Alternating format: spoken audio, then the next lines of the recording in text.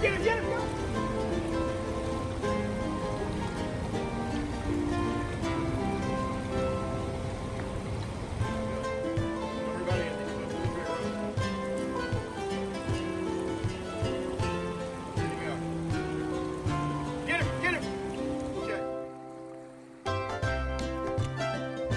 The Upper Sacramento River has been called by outdoor writer Larry Green the most fishable 40 miles in California.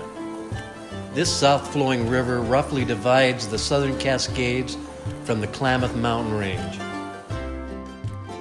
This river is transformed from the days of the Aquanuchu and Wintu tribes to the present in a manner different than most any river in the American West.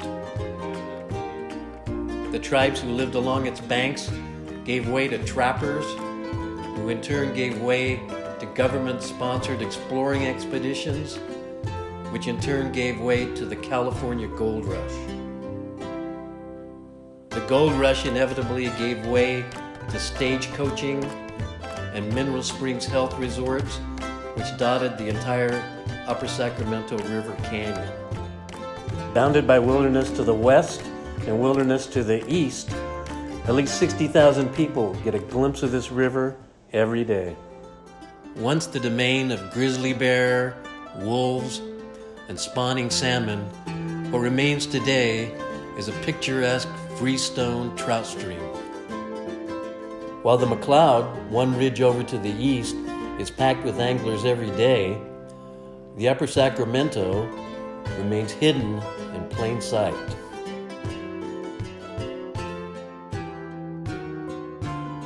Inevitably, the history of this river has not been a bed of roses.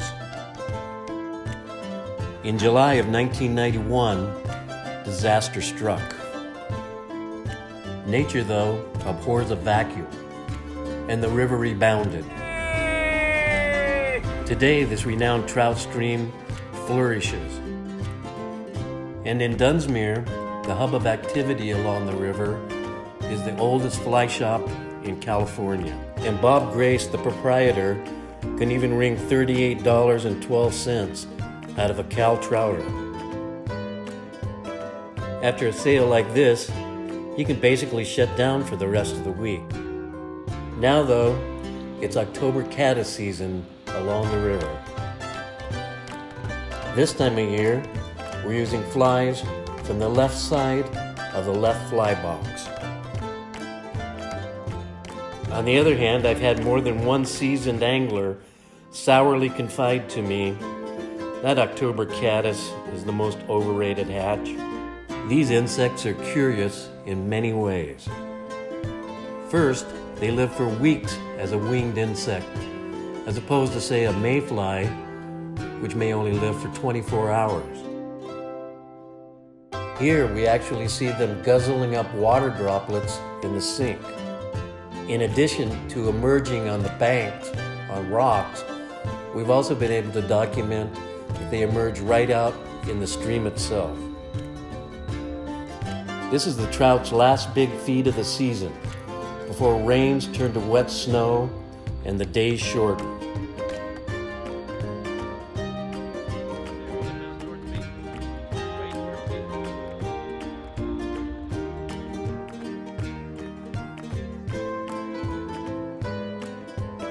Yet beautiful as it is, from a conservation perspective, the Upper Sac remains highly vulnerable.